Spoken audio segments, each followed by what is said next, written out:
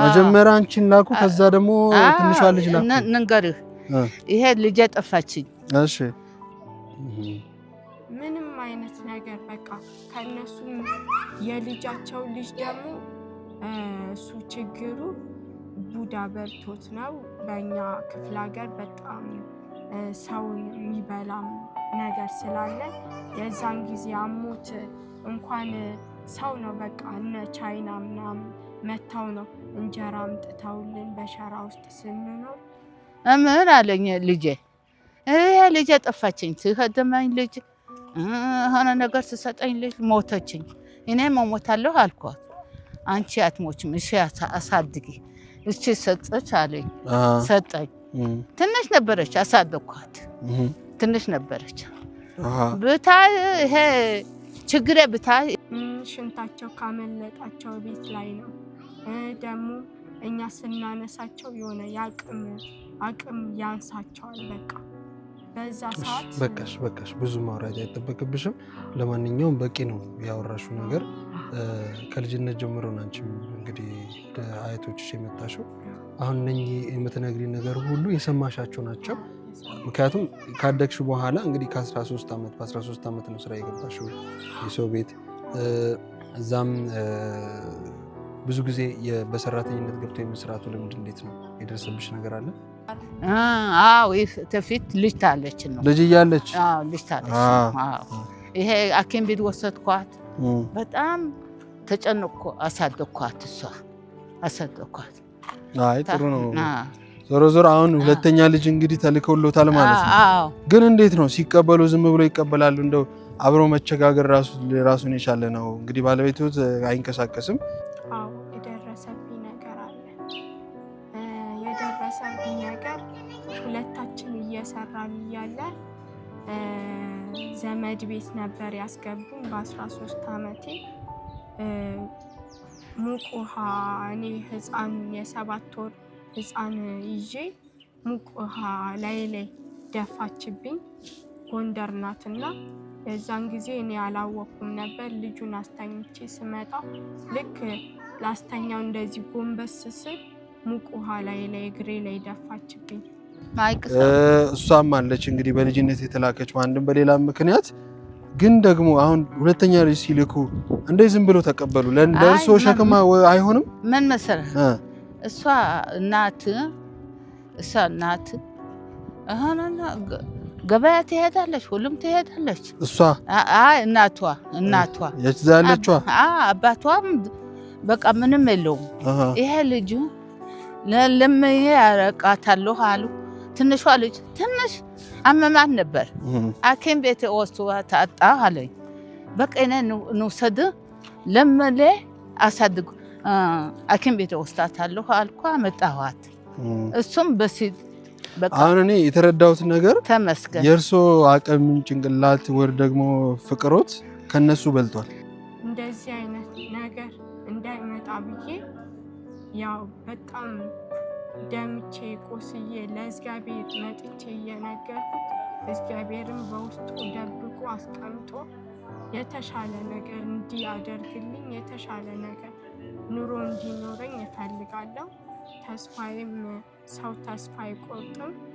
እኔ እሱን የተረዳሁት ምክንያቱም እነሱ ወልደው እዛ መያዝ አልቻሉ አንድም በሌላ ምክንያት ሁለት ልጅ ልኳል ግን አሁን ባሉበት ሁኔታ አነግድ ነበር ተፊት ይሄ አንደከም ነበር ቆይጠማ ያለው ነገር ይሰጣል ያለው ነገር በልቶ ጸልዮ ሁሉ ነገር በቃ ተስፋ ይጠብቃል ሰው እኔ ትግስት አለኝና በትግስቴ ውስጥ ደብቄ ቆስዬ እነሱ ማሳከመው ሁሉም ነገር ያደርግ ነበር አሁን ከደከሙ በኋላ ነው አው ተኩ ጤማ ምናምን ይሰሩ ነበር ሁሉም ነገር ስራ ነበር አሁን ደከምኩ በቃ እቤት ሆንኩ ምን ተፈይቶ ሁሉም ነገር አያቴ ባይኖሩ እኔ እዚህ ዓለም ኑሮ አልኖርም ነበር በጣም ከባድ ነገር ነው የደረሰብኝና እነሱ ብር ሳይኖራቸው በሰው ለምኑ ምን ብለው ነው ያሳደጉ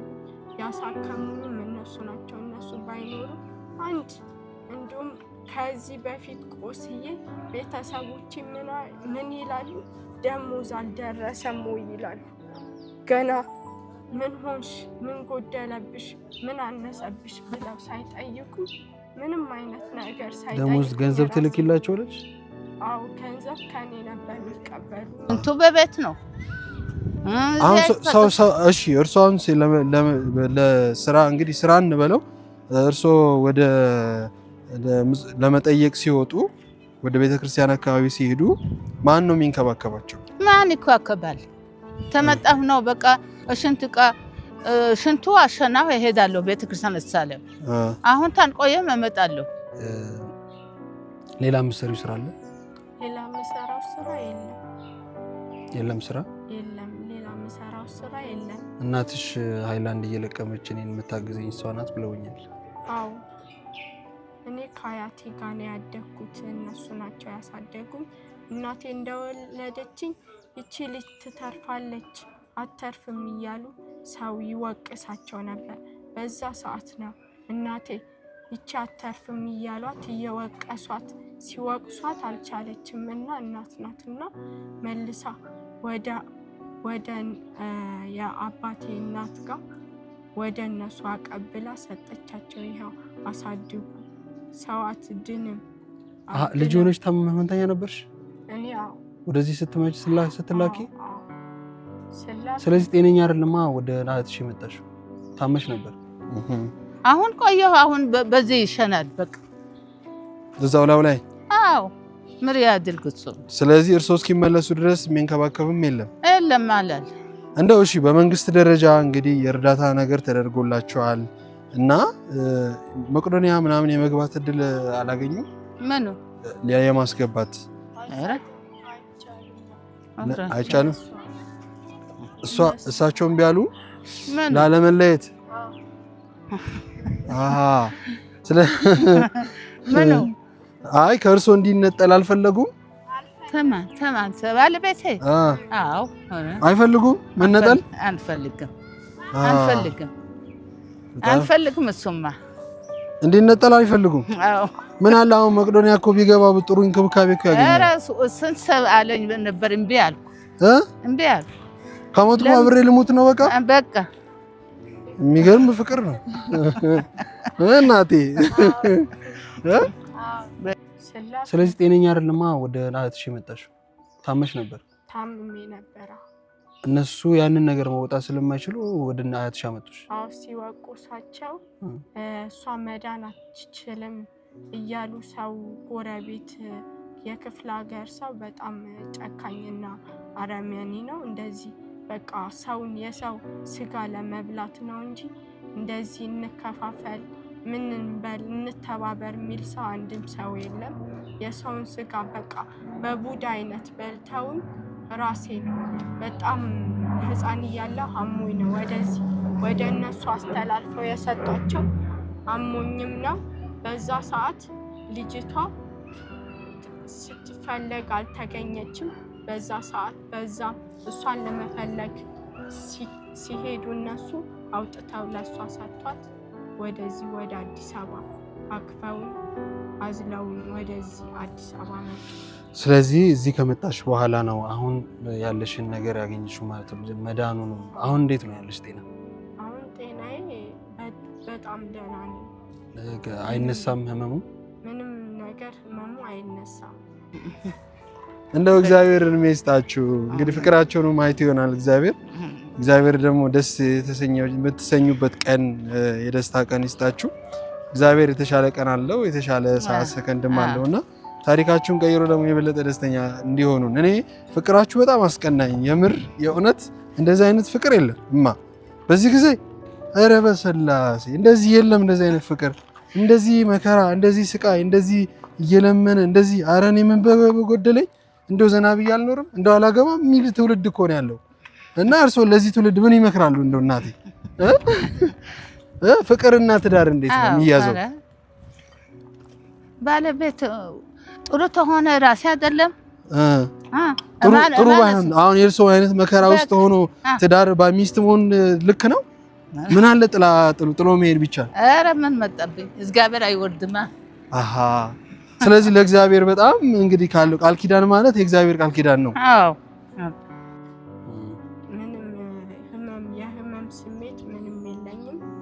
እነሱ ናቸው ባለኝ ህይወት ላይ ከህይወት ከሞት ያነሱኝ እነሱ ናቸውና ለነሱ በጣም ውለታ አለብኝ። ውለታ አለብኝ ብለሽ እንግዲህ እያገዝሻቸው ነው። ከዚህ በላይ ውለታ መክፈል የለም። አጠገባቸው ነው ያለችው። በልጅ በኩል እንግዲህ ልጆቻቸው ታመው ጥሎ ቢሄዱ አንቺ ደግሞ እንግዲህ ከቤተሰብ ከአባትሽ ተሰጥተሽ በታመምሽበት ሰዓት እነሱ ህመም ውስጥ እያሉ እነሱ በረንዳ ላይ እያሉ ገብቶሻል። አሁን ነው የተረዳሁት። ፍቅርና ትዳር ከእግዚአብሔር ከሆነ እንግዲህ እንደዚህ በጣም እጅግ የሚመስጥ ነው እና ኧረ አንድ ነገር ይበሉ ለዚህ ትውልድ እናቴ እንደው ባለ ትዳሮች አሉና የእርሶን ያህል ጽናት እንዲኖራቸው እርስ በርስ እንዲዋደዱ እስቲ አንድ ነገር ይበሉ። ይሁን አሁን እሺ አንድ ነገር ልንገሮት። ባለቤቶትን ካየውኝ ይዣቸው ሄዳለሁ። ይስማማሉ? አዎ እስማማለሁ። እኔ ልውሰዳቸው? ኧረ አስማማም። አይስማሙ? አዎ ይዤው ብሄድ አይስማሙ? አስማማም። እዚሁ መንከባከብ ነው የሚፈልጉት? አዎ። እና የትልቅ ፍቅር እኮ ነው እናቴ። ኧረ አይና አስማማም። እግዚአብሔር እንግዲህ የሰጣችሁ ፍቅር በጣም ታላቅ ፍቅር ነው። እንግዲህ ተማሩ፣ ከዚህ እየተማራችሁ ትዳር ፍቅር ማለት ቀላል አይደለም። እኔ በጣም ያስደነቁኝ እናቴ የምር በጣም ይሄ እኮ በዚህ ጊዜ እንቁ ነው፣ አይገኝም። ማን ነው እንደዚህ በዚህ አይነት ሁኔታ ምን የሚለውና እንደነገሩኝ አሁን አላየዋቸውም። እንደነገሩኝ ግን ምንድን ነው ያሉ ህመምተኛ ነው፣ መንቀሳቀስ አይችልም፣ ሽንቱን ምንም እኔ ነኝ ከላይ የምቀበለው ብለውኛል። አዎ እንግዲህ ያስ እንደዚህ ሆኖ እንደው ምን አለት ብትተውስ በሄዱ ብዬ እኮ ነው። ኧረ ተው አይቻልም። ግድ የለም እሱን ለመቁጠር እንሰጣለን እኮ እውነት አይቻልም። እኔ እዚህ ያክል አሳመምኩ አሁን አንሰጥም። ቅድም አንቺ ያልሽኝ ተሰጥቼ ነው ነበር ያልሽኝ። አሁን ግን ስትናገሪ ደግሞ ህመምተኛ ሆኜ እዛ በቡዳ መንፈስ ተበልቼ ነው ወደ አያቴ የተላኩት። ያ ማለት ነው ይሄ ከባድ ነገር ነው በነገራችን ላይ። ይሄ ራስ ወዳድነትም ጭምር። ምክንያቱም እኚህ እናት በረንዳ ላይ ሸራ ወጥረው ባላቸውን እየተንከባከቡ ወር ደግሞ እየለመኑ ባለበት ሁኔታ አንቺ እዚህ ጋር ስትመጪ ለእነሱ ከባድ ሚዛን እጅግ በጣም የሚከብድ ነው እና አያትሽ በጣም ጠንካራ ናቸው። እጅግ በጣም ክብር የሚገባቸው እናት ናቸው። በዚህ አጋጣሚ ይኸውልሽ አንድ ነገር ልንገርሽ። እንግዲህ የተወደዳችሁ ውድ ቤተሰቦቻችን አንደርስም እንዴ እናቴ? ደረስን። እሺ ደርሰናል መሰለኝ። እንግዲህ ተከተሉን፣ ቤቱን እናያለን። እዚህ ሎሚ ከለር ላይ ነው እንግዲህ የሚኖሩት። ብሎክ ስንት ነው ላይ ነው? ብሎክ 14 የቤት ቁጥርስ 208 ሁለተኛ ላይ መታችሁ እኚህን ቤተሰብ መጠየቅና መጎብኘት ትችላላችሁ። ለበረከት ያህል መታችሁ ዛሬ ምሳ ነገ እራት ይዛችሁ መታችሁ ብትጠይቁ፣ በተለይ እዚህ አካባቢ ያላችሁ ኦርቶዶክሳውያን ከናንተ የሚጠበቅ ነገር ነውና ጠይቋቸው፣ በረከት ነውና እግዚአብሔር እንግዲህ እንደሰማችሁት እናታችን ፍቅራቸው በጣም ልዩ ነው። ስለዚህ ስትመጡ በፍቅር ነው የምትቀበሉት አይደል? ህዝቡን የሚመጣውን ሰው በፍቅር ይቀበላሉ። እኔ እንግዲህ ቤተሰብ ሆናለሁ ከእንግዲህ በዚህ ነው የምንገባው። አዎ ተዚህ ትናንትና ያልፋል አይደለም? ዛሬ ላይ ቁጭ ብለን ነው የምናወራው። ሁሉም ነገር ያልፋል። እሺ አንቺ ትልቅ ልጅ ሆነሽ ይሄንን ቀን እንደ ትውስታ ታስታውሻለሽ። እጅግ በጣም በትውስታ። እሺ ስለዚህ አይክፋሽ። ለመናገር ድንገት ነው የተገናኘ ነው። በድንገት የምትናገሪውን ነገር ጠፍቶብሽ እንግዲህ እዛም እዚህም መርገጡ ይሄ የስሜት ነው። አንዳንዴ አልቅሶ ይውጣልሽ፣ አልቅሽ። እሺ አልቅሶም ቢወጣ ጥሩ ነው አንዳንዴ እና እኔ በምችለው ነገር እግዚአብሔር በፈቀደው ያገናኘንም ፈጣሪ ነው። ስለዚህ እግዚአብሔር በፈቀደው ነገር የዕለት ዕለትም ቢሆን ላግዛችሁ ሞክራለሁ። ግን ደግሞ ውድ ቤተሰቦቼ መልስ ይሰጡኛል ለእናንተ።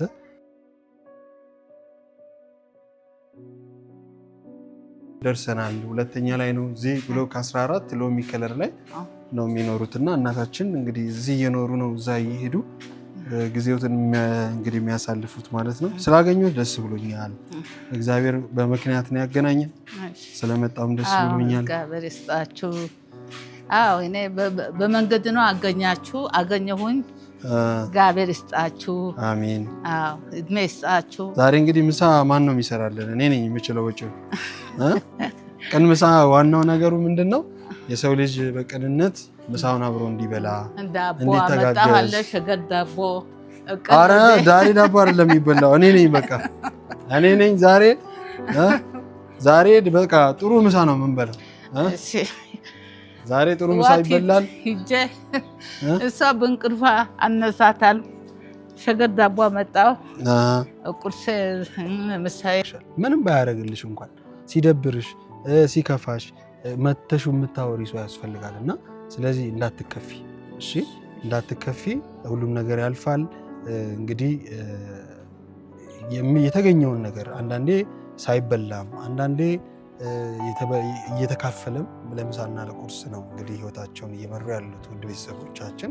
ይህ ቅን ምሳ ነው። ቅን ምሳ ደግሞ ለራስ እየበሉ ሌላ ማስታወስን እጅግ በጣም በልብ ብለን እንድናዳምጠው ያደርገናል። እና ሰው እንግዲህ እንሂድና እስቲ እናትሽም እዛ እየጠበቁን ነው።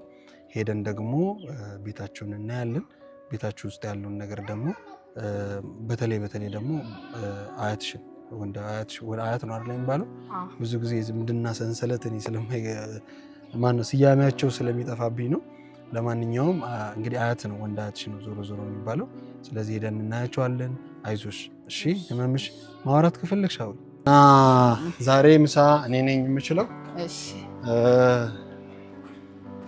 ቤት ነው። እግዚአብሔር ይስጥህ። ሁለተኛ ማለት እዚህ ነው። እዚህ ነው። እዚህ ነው። ካሜራውን ነጥፋና በደንብ ማውራት ትችላለሽ።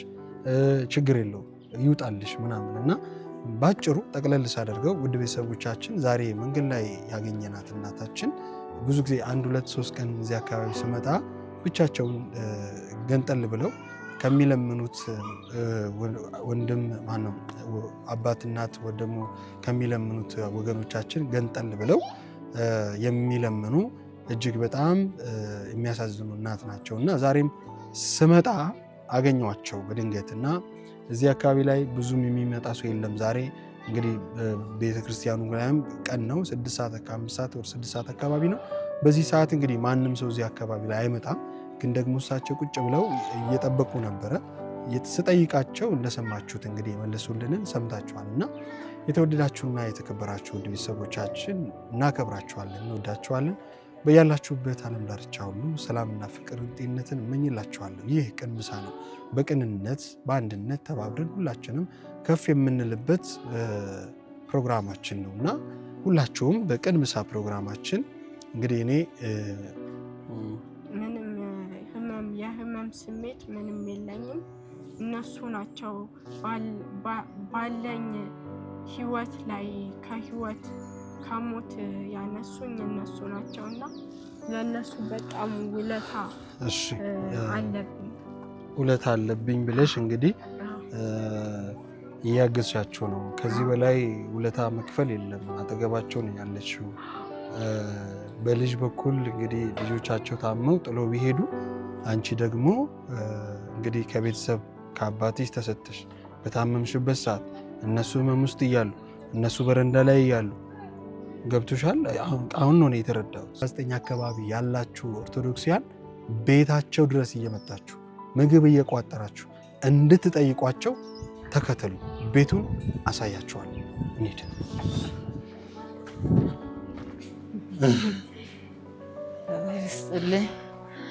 አሁን ምን መሰለህ? አረ ለፊ ቤቱን የሚያውቅ ሰው ይመስል ላጠላጣልኩኝ። ለፉማኝ እሺ ሰላም ብያለሁ። አሁን ምን መሰለህ?